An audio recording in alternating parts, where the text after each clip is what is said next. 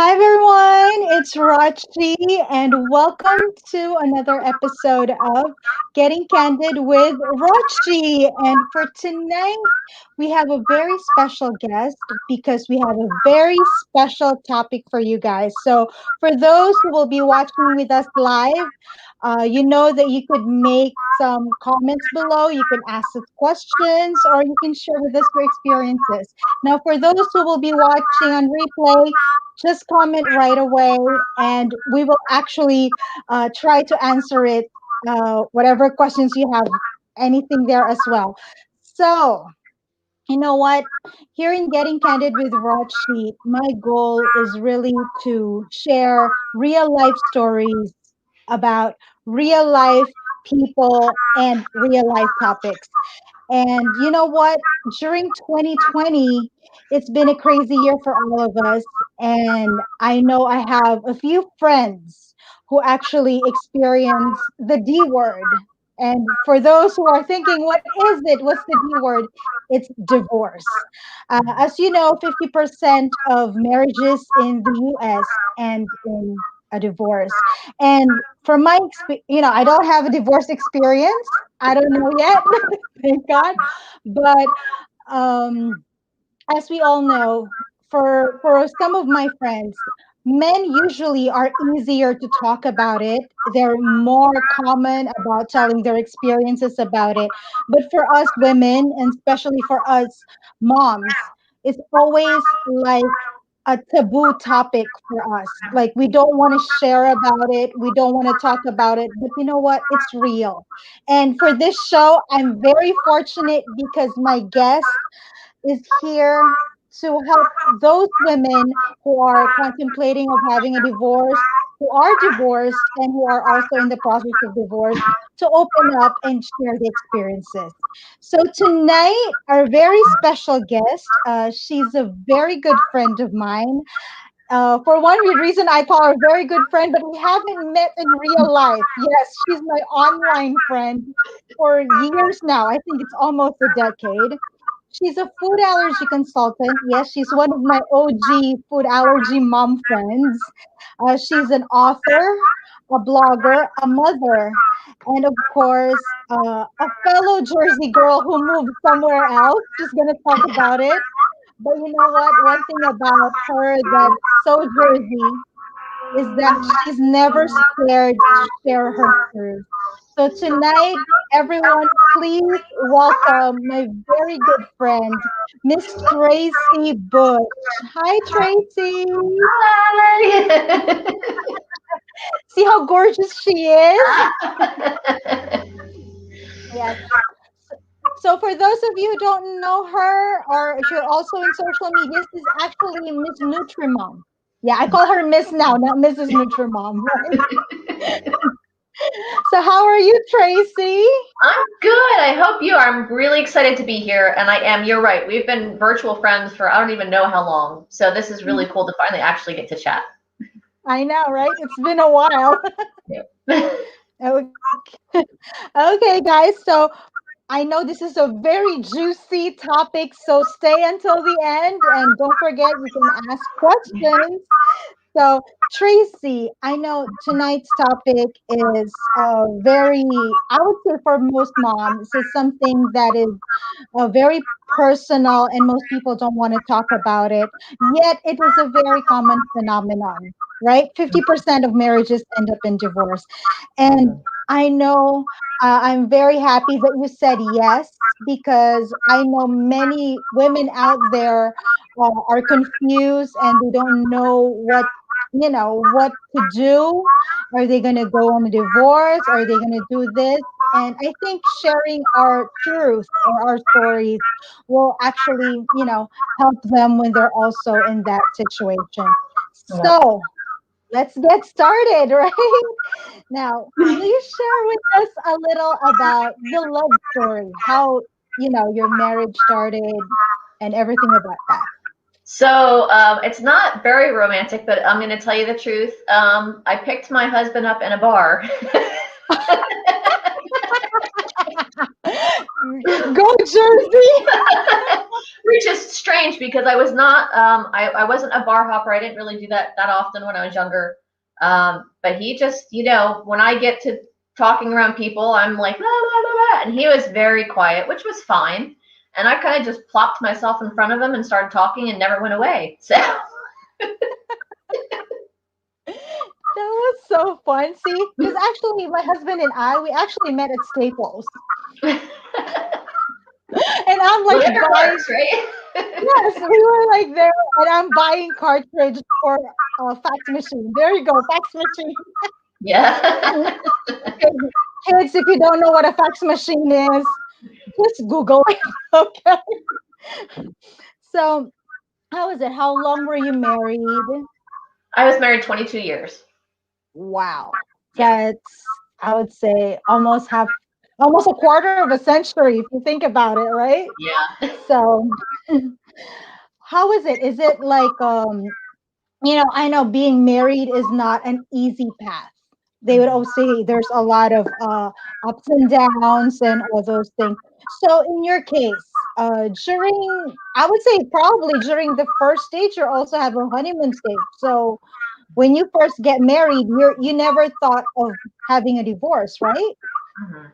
No, no. I So that yeah. I mean, I don't think anyone gets married thinking they're going to get divorced. And you know, um, I come from a divorced family, and I grew up fine. I'm not, saying anything horrible about my mother. She did what she had to do.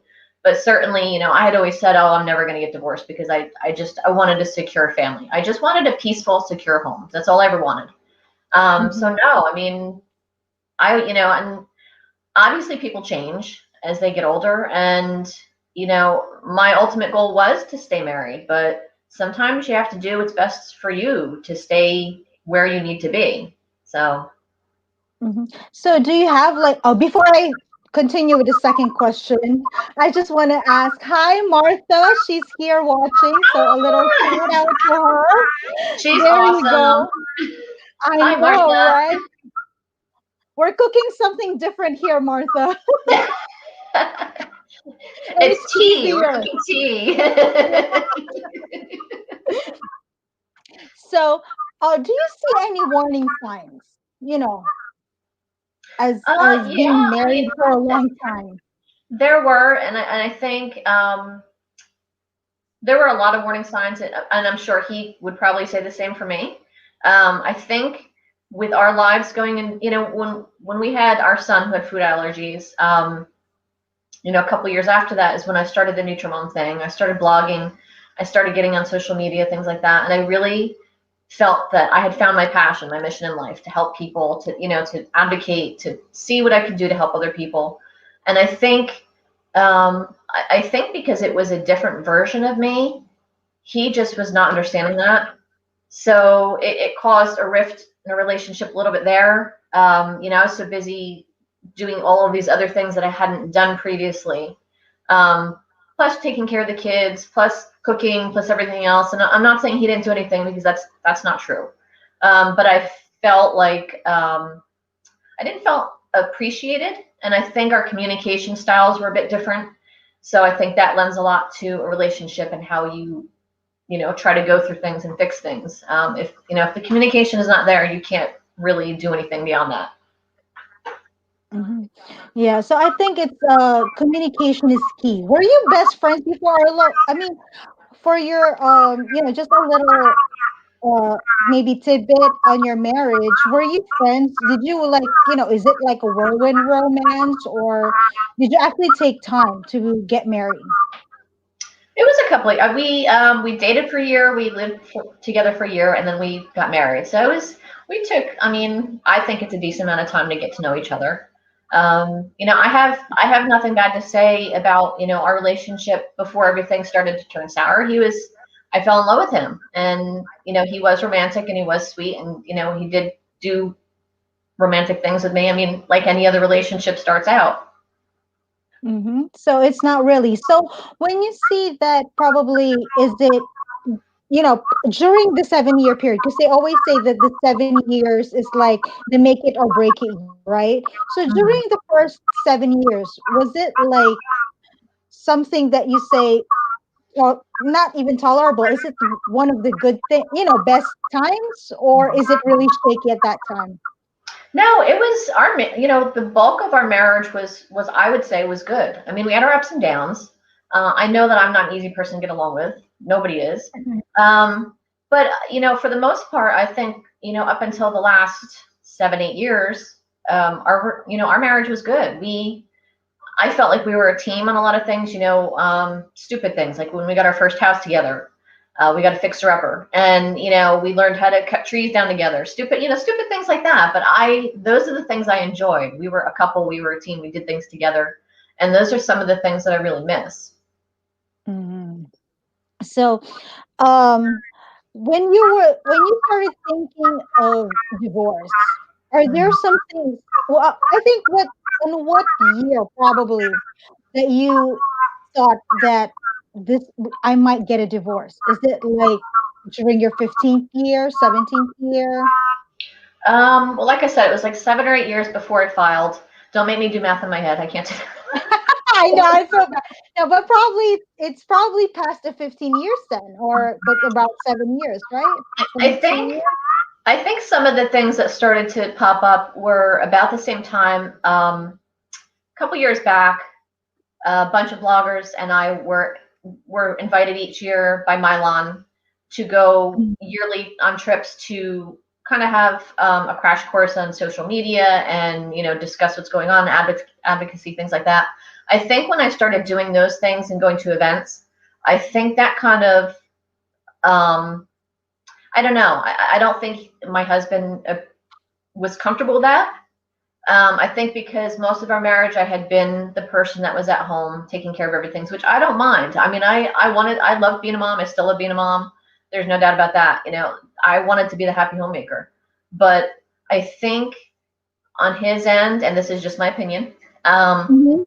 I don't think, I think, I don't know if it was jealousy. I don't know if it was, I don't even know the word for it. He did not like that I was not at home. He didn't like that I was being sponsored to go to these places and do these things and meet all these people. And I think part of that went into other areas of miscommunication. I think it made him uncomfortable. He was thinking that, I was doing other things, which I was not. I was, if I was not reachable by the phone, I'm getting voicemails, things like that. I was in conference all day. I was tired. I didn't, Yes. Mhm. if you've I've ever been gone to there. this, I mean, it's a full day schedule of whatever, and there's other people that are saying, "Let's go out, let's do this." I'm like, "No, I want to go take a shower and go to sleep." Like, I Go was to sleep not the in the exciting hotel, person. right?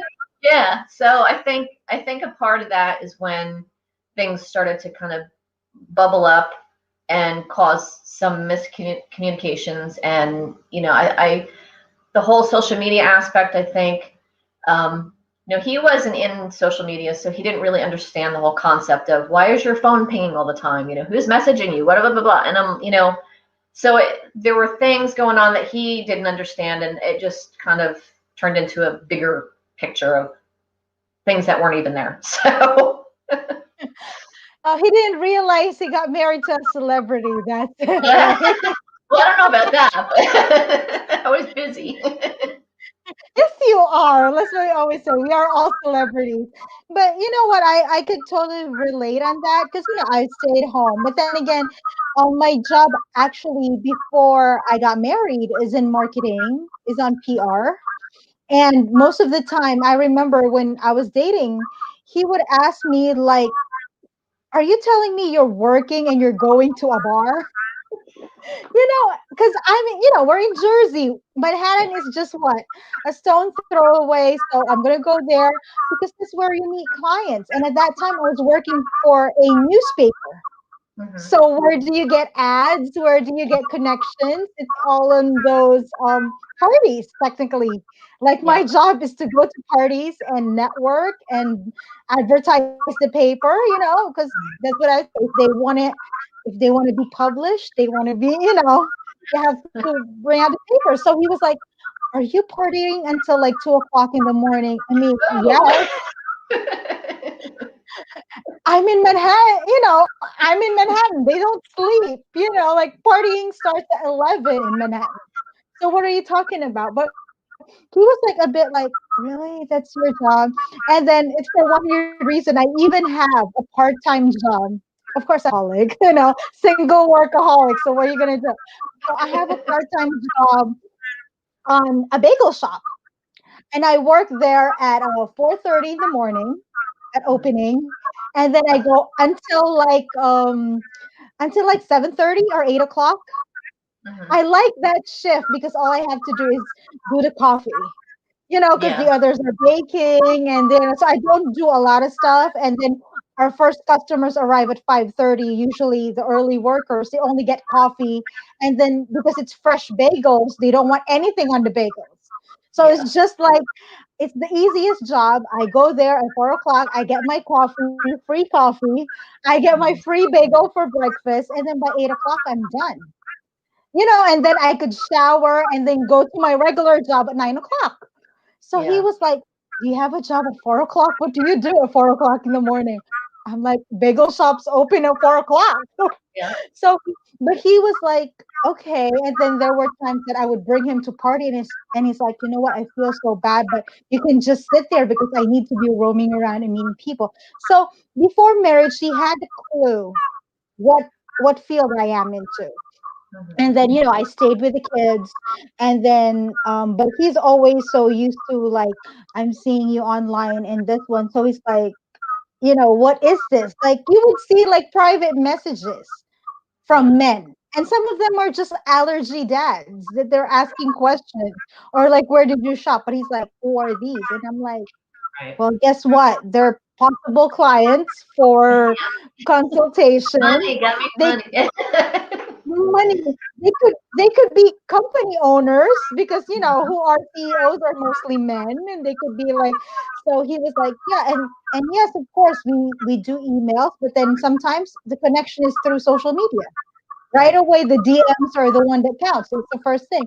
So I think that may be one of the reasons that he's not used to, because I don't know what your job before. Maybe Mhm. he thought that you're going to be the quiet suburban mom. hmm Yeah, I mean, before I got into social media, I worked in human resources. I worked in a doctor's office. I did administrative things. So it was, and most of the time when my kids were younger, I worked off hours. In New Jersey, doctor's offices are open nights and Yeah. weekends, so you can actually go Mhm. there. So that's what I did. He would work during the day, he would get home, and I would go to work at night. So that's what we did for most of the younger years of the kids. And then when we moved to North Carolina, surprise, the doctor's offices are not open nights and weekends, which doesn't make any sense to me, but that's how it is. So then I still did what I had to do until I got, a normal job and did some other things, and then eventually, wound up in with other positions. But yeah, I mean, for the most part, I was the homemaker. I Mhm. didn't have a real job, even though I always did work. I did always work. So yeah, I think, like you were saying, just not understanding, if you're not in the social media marketing arena, you don't know. Like, I had the same thing. Why is this person messaging you? And especially with DMs, and especially when you're marketing, I think getting back to someone, as quickly as possible, getting in touch, those are key if you want to make a good partnership, with someone, and make new networks. That's what you do. You stay in touch. You are on top of everything as much as you can be. So, and of course, all of us every once in a while get those creepy people that DM us or do whatever. I mean, it happens. Yes, But it happened. it does. It's a fact of life. But you know what? I'm an adult, and I can't control what someone is going to send to me, but I absolutely can control my response to them. So if your partner cannot allow you to do that, then I don't know, that's a trust issue with them. So, I mean, because I didn't have that issue. I wasn't the person asking him those questions. I didn't, I figured if something was going on, he would tell me, or I would find out. That was my attitude. Um, Mhm. you know, I wasn't the person asking questions. I wasn't snooping around. I wasn't asking, why were you at the grocery store for 3 hours? Because we have kids with food allergies and I have to go to 5 different freaking food stores. That's why. You And have I'm to one of read those people. every label. And then, and when you have kids when they're younger and you can go to the food store alone, that's like a mini vacation. So you spend a lot of time the food store alone. Yes, I've been there. Like, what are you doing? Just Yep. walking around the store. And usually Yep. it's nighttime, right? When nobody's there. But then, of course, you have the grand opening of new stores that have like a huge allergy friendly section. That takes even longer because then I go into scroll mode where I'm like, pictures, labels. What do they have? I'm posting it on social media. 3 hours later, I leave the store. I bought one thing, but I took 50 pictures of things. And it's on the stories, right? Yep. But that's it. That's why they were telling me, there's such a thing now. That's what they call Instagram, Insta boyfriend or Mhm. Insta husband. That they should understand what's going on. They should be Yep. taking the pictures or the video, right? But Yep. if you're not into that, what we call my kids call me like the OG or the baby boomers, they wouldn't understand that, right? Ouch, right? We call them baby boomers. Anyway, I know, going back to the divorce thing, I know it took you a while to really, it's something that we just don't think overnight.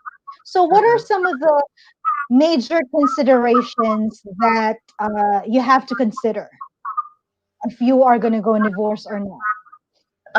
Well, I mean, first and foremost, my thought was the kids. I wasn't, granted, I was unhappy myself and he was unhappy, and I didn't want either one of us to be unhappy, but first and foremost, to me, it was the kids. How is this going to affect the kids? Where are they going to go? They're going to stay with me? They're going to go with him?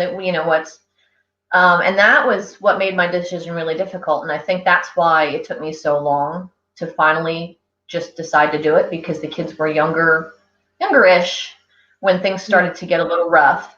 And like I said, I did not want to get divorced. I didn't.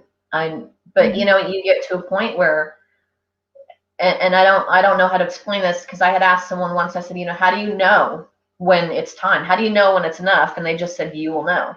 And something happened one night, and I'm like, yep, this is it. This is how I know. I mean, I had. It's funny because when I went to the food allergy blogger conference, I think it was a couple years before I finally filed. I sat in on one of the seminars by Lisa Word, and her whole focus about her speech was that you don't need to take crap from anyone. Doesn't matter if they're family member, doesn't matter if they're your child, doesn't matter if they're husband. You don't have to take crap from anyone. And I sat there and listened, and I almost cried because I was like, this is my freaking life. Like, this is like, it just hit home. I was like, and not, granted, we all take crap from people sometimes. It's a give and take. Marriage is never going to be perfect. Mhm. It's never going to be equal 50-50 all the time. But you get to a point where you're like, when you feel like you're doing more or trying to reach out more, and there's just no reciprocation, no response, nothing, you get to a point where you have to preserve yourself. You have to figure out what to do next to preserve yourself. And when you start to lose yourself, that's not a good thing. And it's, I think for me, I thought it was a selfish thing to want to be myself again. And it's not. It's absolutely not. Mhm. I agree with you on that because you know what? That's one thing that probably most women who are, I would say, who are not stay-at-home moms don't understand. Because work-at-home moms, they still have a life outside the home. So, like, sometimes you didn't give up your career. Because for me, I gave up a career. So, when we didn't, like my mom, she never gave up her career. Like she was a college professor since I was a kid until she retired. She never understood like really staying home, changing all your ways, and then eventually, actually, for the past few years, Mhm. maybe for the past 3 years, when I turned 40, because right now I'm 42, when I hit 39, I suddenly had that question, like, oh my goodness, my kids are growing. They're leaving the house soon. Now my oldest, she's gonna be in college by the fall, and then that will be every 2 years now for me. Mhm. And then I was like, what's left? Like, who am I, right? Because for those who didn't leave their jobs, they still have something that they would say it's theirs. But for us, I think, who gave everything for our kids, we would think like, hey, where am I? Like, who am I now? Like, I'm not, yeah, I'm not just like, I'm child one's mom. But Hmm. after that, when child one is no longer in school with you or she's in another state, then I'm no longer child one's mom, right? Like, Yeah. so I think that's one of the hardest things that most women who, yeah, who stay home will probably experience, especially when what they call midlife crisis, because it is when the kids go out, what's left for us, right? Yeah. And we're like searching for ourselves again, which I think it's not bad because at the end of the day, it's always us, Hmm. right? And that's Well, and I what my think mom told me. I'm sorry, God, I didn't mean to cut you off. No, it's fine. I was about to end. It's just like what my mom said. You always have something that's yours because at the end of the day, it's always you. You might, your husband might go. You might go on a divorce. You might pass away. You will only be. You will only have you, Hmm. and that's something that it's easier said than done, right? Yes, definitely. Yeah. hmm So you were saying. I think also the important thing is when you're married, if you're with someone that you've been with, well, it doesn't even matter how long you've been with them. If they don't support that you are trying to figure out who you are, then that's not going to work either. And I think that was part of it. Is I've always been creative. I've always written things. I wrote books. I wrote poems. I used to draw when I was younger. I love music. I always created recipes. So my mind is kind of all over the place all the time, and I just go with it. I'm spastic, but in a good way. I don't mean it to be in a mean, selfish way. I just go with it, and I think when I'm in that creative mode, and if someone comes up to me and says, "Why are you doing that? Why are you doing it that way?" You start to self doubt and question yourself. Well, maybe that's not right. Maybe I'm not supposed to be doing it that way. Maybe that's not going to be Mhm. approved by everyone. And you start to second guess yourself. And that, I think that was a big part of it too, is because, um, me trying to find what my next step was, also trying to figure out how to communicate with my husband. Um, but then also going through that, the whole mental, well, maybe it is me. Maybe I'm off. Maybe I'm not like I'm supposed to be. And then, things happen further in, and you're like, no, screw that. This is how I am, and this is how I should be.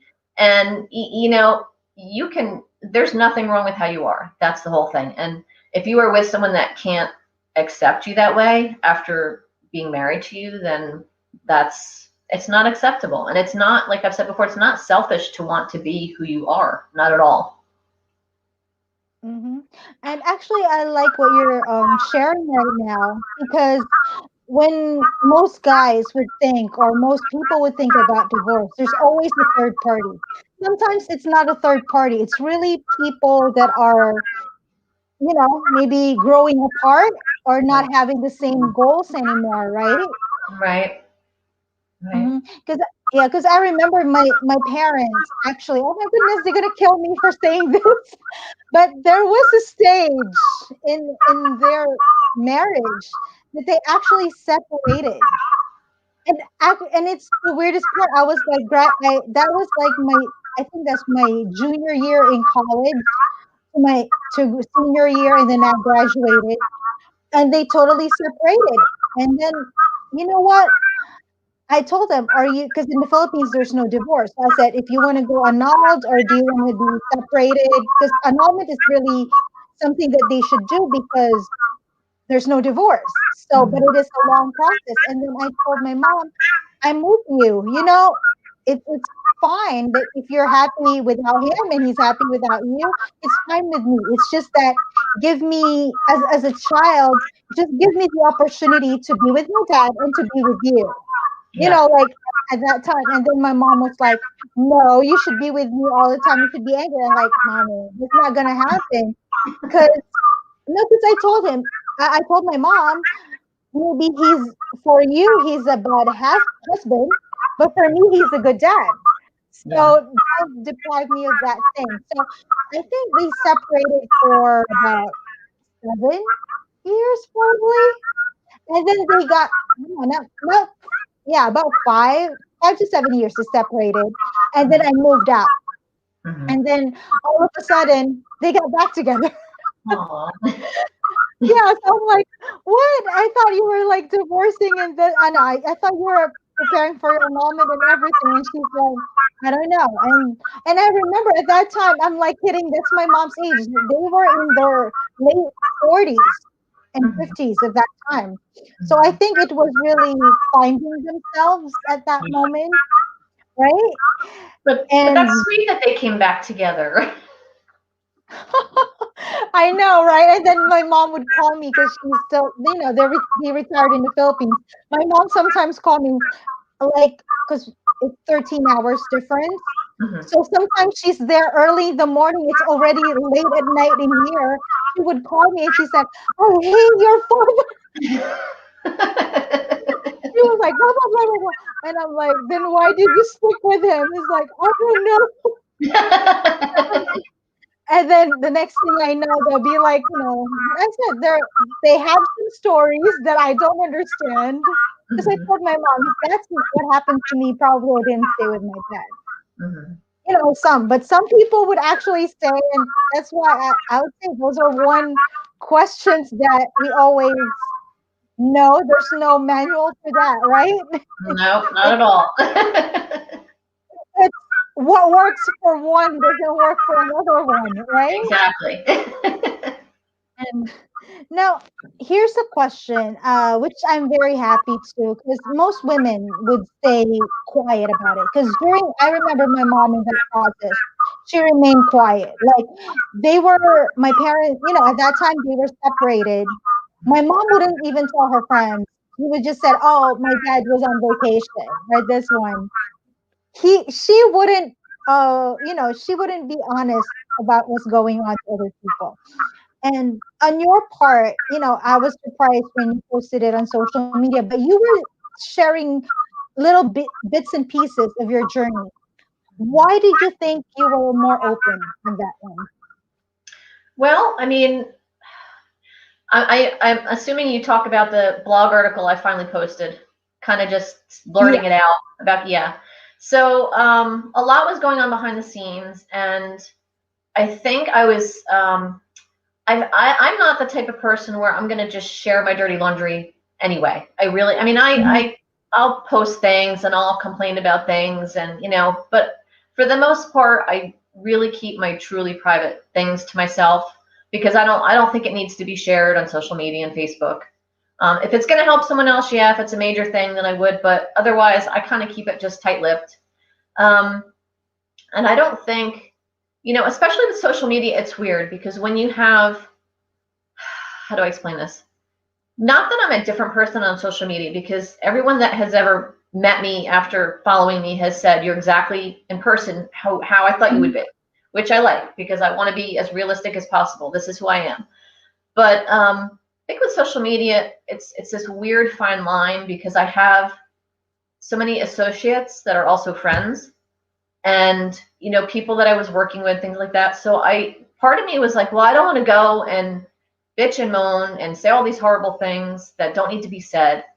Mhm. And I don't know how it would reflect on me professionally, even though I knew how to keep everything separate. I mean, Mhm. professionally and personally me is different. My Facebook page is my personal side is definitely the Jersey sweary girl.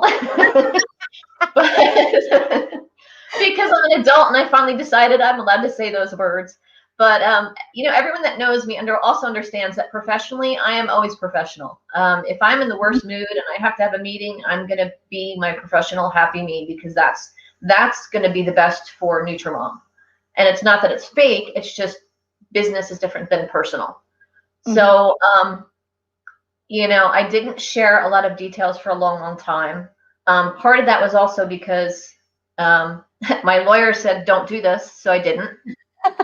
And, I think a lot of that was me going through the process of figuring out what I was going to do next, moving out of my house, getting everything, in order, things like that. So none of that had to be shared. And, it took me a long time to even write that blog article explaining Mhm. that I was divorced, because I was just in this place where I wasn't me, and I didn't want to write anything vicious. I didn't want anything bitter. I didn't want it to be about him. I didn't want to bash anyone. I just wanted to share an article to just kind of blurt it out and be like, this is what's going on. I'm still here.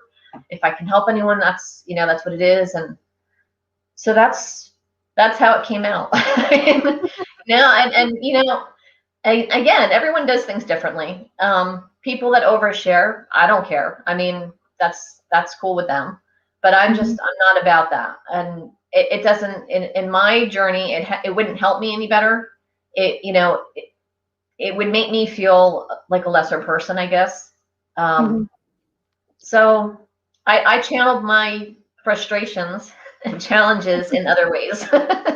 Yes, like I saw you like what? Renovate the bathroom, the new kitchen. I'm like, oh, she got a lot of things going on. Creative way, right? But Yes. you know what? For those of us, for those who are viewers right now, who are in the process of divorce or probably just finished being divorced, because actually 2020 was a crazy year. Hmm. I've heard a lot of people that I know and who just filed for divorce at 2020. I Because think they were it's because stuck in the house all the time. I know, right?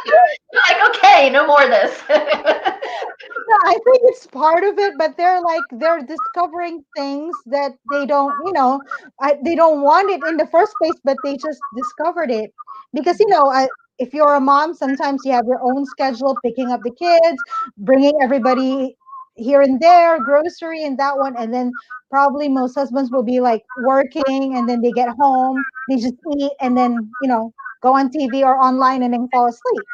So Yeah. now you are stuck there 24/7, and I think you're learning new things, and probably the stress of everything adds up. So, but I do have a lot of those. And for those who are also watching us right now, how did you work on your healing? Because I know divorce is always something that no matter what we say, some would say it's thank God I got rid of him in this one, but there's still always pain because it's the end of something, right?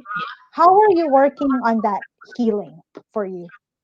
So, for me, it was weird because about the same time after I'd filed for divorce, it was a weird 3 month period I went through. I filed for divorce. I put my house on the market.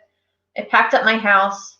My father passed away unexpectedly, so then I had to pack up his apartment. I had to move, and then I moved into my new home after my son told me that he was going to stay with his father. So it was a very, very weird year, and I think for me a huge part of it was my new home. I'm very much about, like I've said before, my home is my safety bubble. I just it's where I need to be, where there's no yelling, there's occasional yelling, but it needs to be comfort. I want people to come in and say your house always smells so good. It's comfortable. I want to sit down. I want to grab this blanket and you just hang out and talk to you for 8 years. And I think because the house that I bought needed work, this just it kept me going. I mean, I have a lot of land, so I spent a lot of time outside. And this sounds so corny, but just physically touching the dirt and doing things in my yard and breaking things out that had to be, all the things that cleared my mind. I wasn't screaming at anyone. I wasn't looking at emails. I was just going somewhere and doing something and just clearing my mind. And there were occasions where I got angry and I did burn a couple things outside of the house. That's not my home. But it helped. And music, it sounds corny again, but music helps I turned it up loud because, before I couldn't have loud music in my house. So I'm like, okay, well, now it's going to be loud. And, it includes like I said before, my crazy creative brain, 10:30 at night, I'm in my kitchen, music blasting. I have a recipe idea. So it's all the combination of those things, and I think part of the whole new home thing that was part of my new life and finding the new me. So that was my healing. Just, this is part of me. This is what I'm going to be doing. This is how I'm molding this new home and this new creative area and this new comfort. Hmm. So, okay, for those of you who might be thinking, oh, Tracy did it, I assume there are some people or many people who got your back as well. Because you've been thanking them all the time, like for this one, like, thank you for helping with this. So, um, can you tell, a little bit about a little advice to those people who are going through the pain of divorce right now, who think that they're lonely? So any advice for them? I would say, you are not alone, obviously. I know everyone reads that everywhere on the internet, but it's true. I mean, the best thing you can do is stay in touch with the people that you know have your back. And that's the other flip side of divorce. You quickly find out who your real friends are, which is also tricky because you can go to someone for support and then all of a sudden you find out, oh, no, they're not on your side. um, but it's frightening to go to that next step. It's to end something that you thought was going to be a forever thing. It's very frightening to think that you're going to have to do things on your own, even though you're not really alone. And you know there's a couple of people that I know that are starting to go through the same thing, and I told them, I said, because I'm ahead of them. I said, you know what? I said, you're not going to believe me right now because people told me the same thing and I didn't believe them, but you're going to be fine. You're absolutely going to be fine. It's going to suck and it's not going to be easy. And there's going to be days that are better and worse. But 6 months from now, a year from now, you're going to look back and you're not going to realize the difference in your life. And, I'm one of those people that believes everything happens for a reason. I mean, I'm not happy that my marriage ended, but I'm definitely happy that I did get married. I mean, we had a good relationship. We had children together. So I wouldn't take that back for anything. Mhm. Yeah.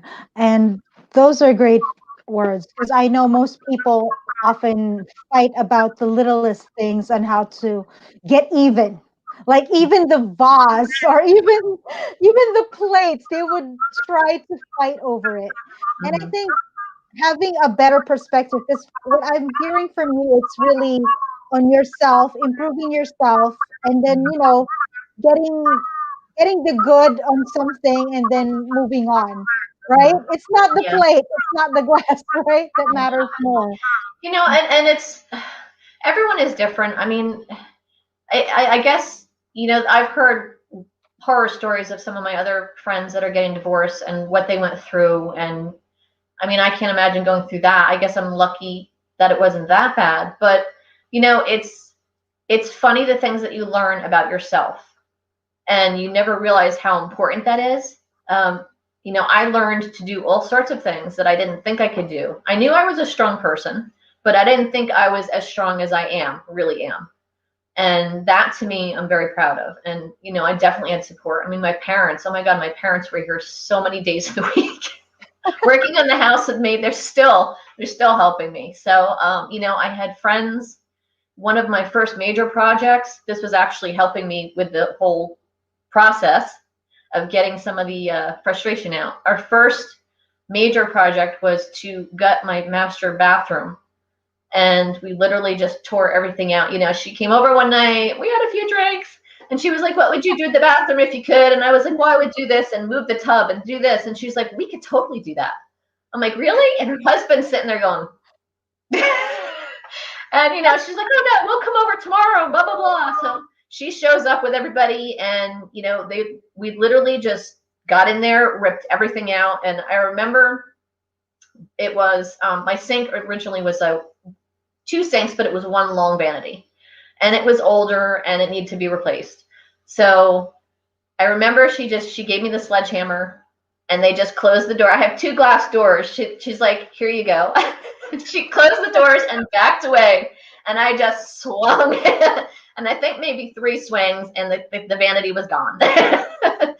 so, so yeah, I mean, so just, and her husband, her husband had the patience of a saint. He taught me and my daughter how to do all of these things in the bathroom that, I was never taught. And, because things were always done for me.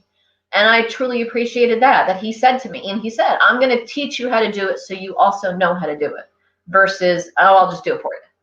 So that was a very nice change. It taught me that not all men do things the same way. Some men will take time and explain things. So yeah, I mean, it's just, now I'm rambling. I went off on a little tangent there. Okay, so for those, oh, now, because you've been there, right? Now, for those who are thinking, especially if they are stay-at-home moms, for those who are thinking of getting a divorce, what do you think are the things that they should put into mind? Like considerations, what list that, they have to write down? What are the important things that they should put into mind aside from filing? Mhm. Because you will be a single mom, stay-at-home mom. It's a big change, right? So what are some of the things, or if you got a little checklist for them that they should consider? Um, First and foremost, I personally would say, do you really want a divorce? Are you at that stage where there's just no turning back? There's no possibility. You've tried everything, because you don't want to start a process, spend all that money, and not that it's about the money, but it's emotionally tears you up too. Do Yeah. you want to start that process, or are you just in a really bad place that can be fixed? If you can fix it, then fix it. Do it, talk to your spouse and see if it can be healed. Um, you know, and if you can't, then gosh, I mean, checklists, you, I would say number one, you have to put on your best bold bitch outfit. And you're going to have to step up to the plate and you're going to have to do what you have to do. Put your blinders on, move forward, and just go through the process. It's not an easy process. It can be lengthy, it can be expensive. It's there are too many things to even list. You file and then you have to figure out who gets what furniture and what's going to happen with the kids, and do you sell your home to one of, like, it's just a big process. Make a checklist, have someone that you trust go over the checklist with you, because you are going to be in a state of mind where you can't think. Sometimes you'll have that bold, okay, I'm going to do this, I'm going to do this, but then other times when reality hits, you're going to be like, I don't know what to do.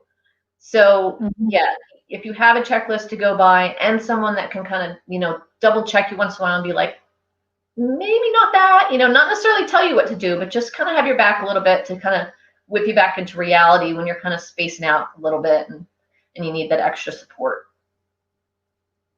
Okay. Now, here's one thing. I think we want to consider this are the children.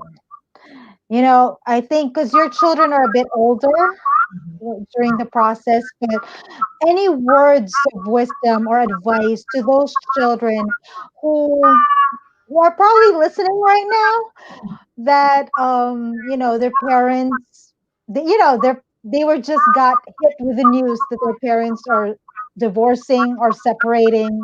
What Mhm. are your message for them? First and foremost, it is not the child's fault ever. There's no reason for the child to feel that they did anything that would warrant their parents separating. you know, and it's going to be a weird place for them. I can't even imagine what my kids were thinking.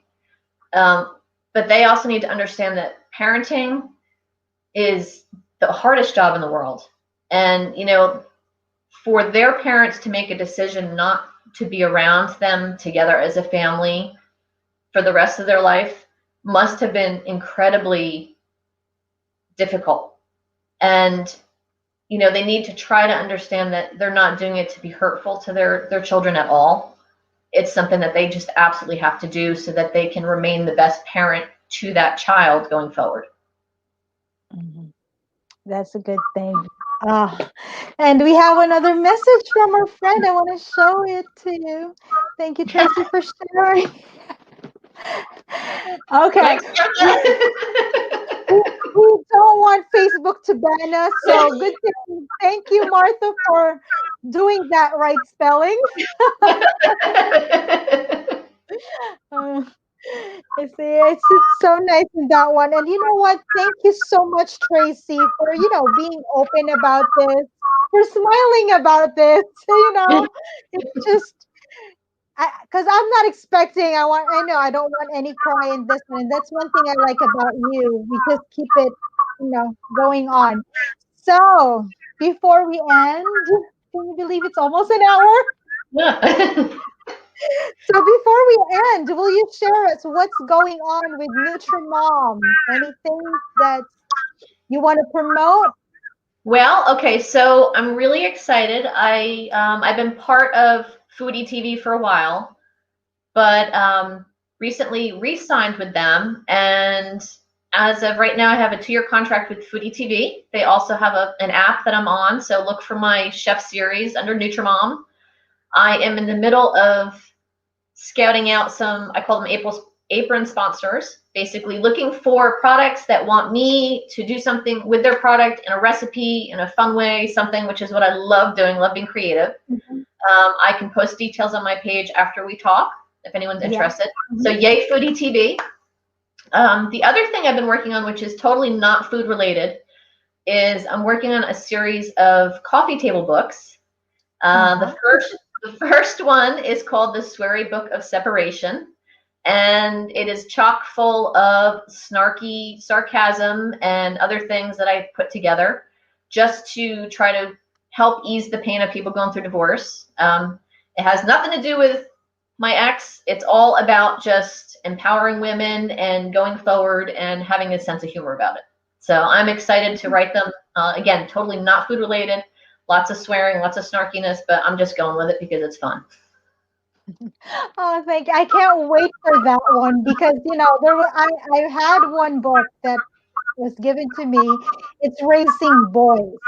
And this mom has a collection of, what boys, like toddlers, would say, ask, and how embarrassing it is. It's just all the real things that happen. And I was like laughing hysterical in the book, like it happened to me in this one. So on your part, I think it will be a nice one because is it a collection of women's ideas as well? I'm sorry, say that last part again. The book that you're doing, you got some ideas from other women too, right? I did. There is a chapter where I've asked people, women, to contribute their revenge plots. So, That would be fun. I can't. I'd love to read that. I can't wait to see what's in there, and probably I'll be laughing at that thing. It's like, what's going on, right? So aside from Food TV, so invite them again on your website. It's yep, it's Allergy Foods, and that's allergyphoods.com, and it's got all of my social media handles. So follow me, and if I can help you in any way, please always reach out. Yeah, so actually, guys, already in the description section. So don't forget to click the link so you can ask Tracy some questions. And she's also a food allergy mom, and you do a lot of food allergy consulting as well, right? I do, yes. Yep. Okay, Anyone so who's newly diagnosed, or maybe you've been diagnosed for a while and you're in a rut and you need some help, I do consultations as well. there you go, guys. Thank you so much, Tracy, for Thank this you. wonderful conversation. And thank you so much, guys, for watching. I hope you learned something from it. And I hope you enjoyed our little conversation here. See, we're not drunk, right? I'm drinking No, sea. I have water. See, that's water. That's not gin or vodka, right? No, it's not See? Tito's. Actually, we're trying to get a sponsor here, but you know what? We're not getting drunk. So no one sponsor for tonight. But anyway, thank you so much, guys, for joining us. And if you have any questions, comments, or any thoughts about the topic, please feel free to post a comment and we'll love to read it. Right, Tracy? Yes. Thank And you so so, much guys, for having me. yes, thank you so much. And for everyone out there, please don't forget you can watch this replay on Facebook. That's my Facebook page, which is Allergy Friendly Home, and also on YouTube with the Fergalista Mom channel. So, again, thank you so much, guys, and hope to see you next week. That's Wednesday night, 8 p.m. Eastern Standard Time. And we'll see you next week for another episode of Getting Candid with Rochie. Bye.